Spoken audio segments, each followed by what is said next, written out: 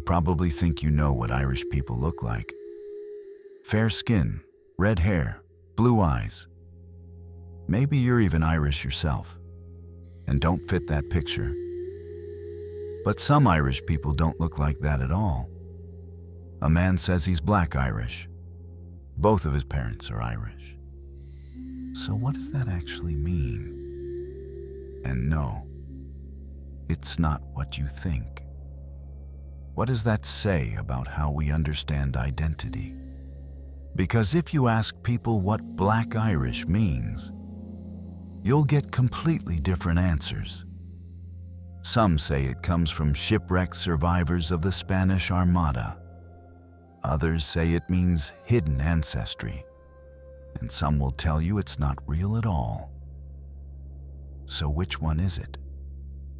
But here's the problem. None of these explanations fully make sense.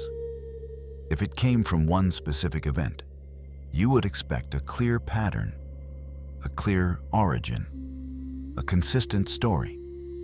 But that's not what we see. The term exists in different places, used in slightly different ways, often without any clear connection to a single source. And yet, people continue to repeat the same explanations, as if there must be one hidden answer. But what if the real answer is much simpler and much less dramatic? There is a more grounded explanation that people rarely talk about, and it has nothing to do with a single moment in history. It has to do with time. Because over centuries, Ireland was shaped by multiple waves of influence, not all at once, and not in the same way. In some regions, there were strong Norse influences from Viking settlements along the coasts.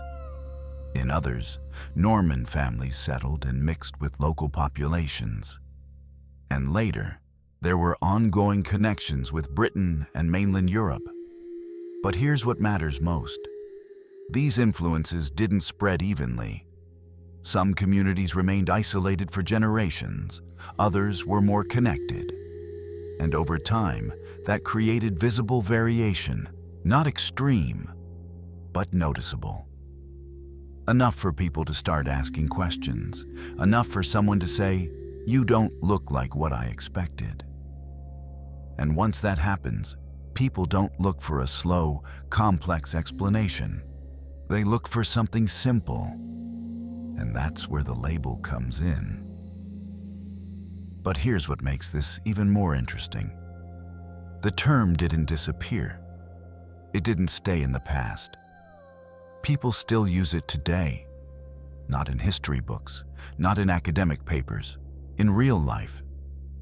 You can hear it in conversations, see it in comments, and sometimes people use it to describe themselves.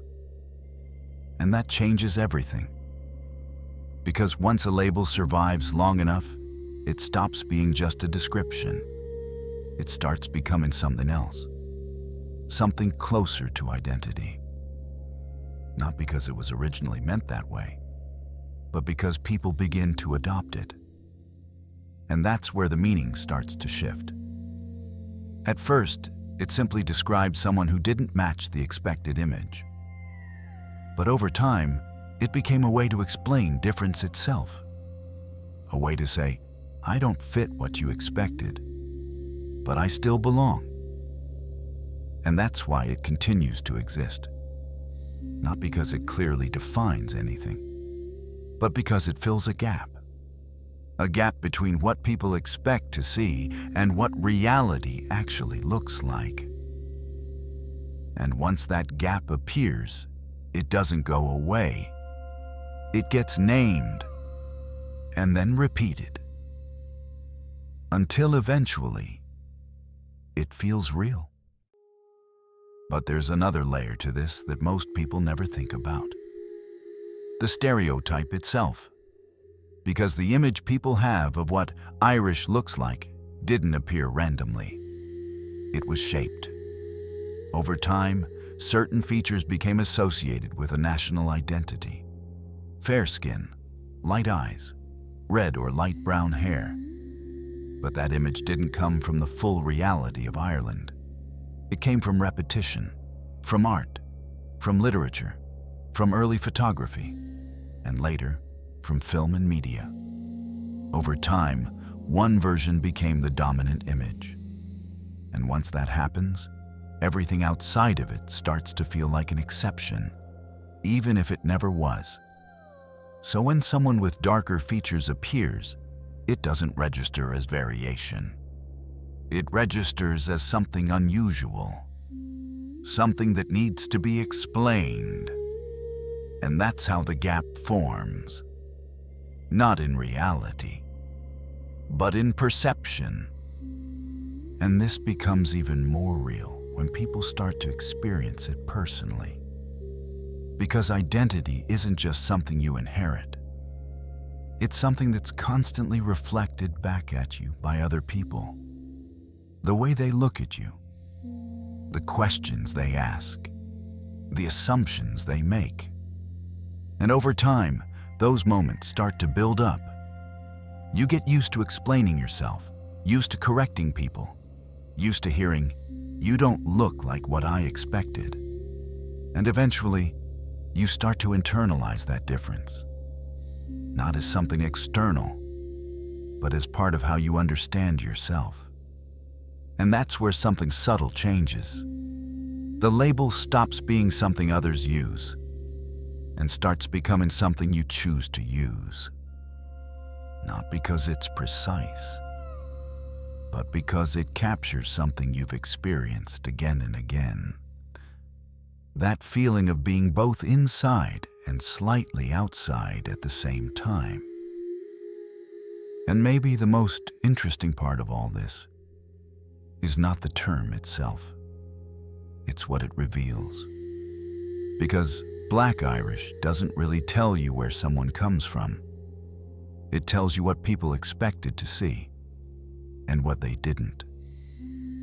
And once you start noticing that, you begin to see it everywhere. Not just in Ireland, in every culture, in every country.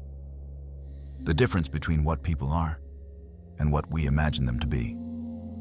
And maybe that's the real story here. Not about being more or less Irish, but about how identity is shaped, not just by history, but by perception. So here's something to think about. If you're Irish, what do you think Irish is supposed to look like? And if you don't fit that image, what does that say? And even more importantly, what do you actually know about your own family, about where they came from, and how much of that story has been simplified over time? Because sometimes, what we believe about ourselves is just one version of a much bigger story. Thank you for watching. I'd really love to hear your thoughts. Have you ever felt like you don't match what people expect you to be? Or discovered something unexpected about your own background? Share it in the comments.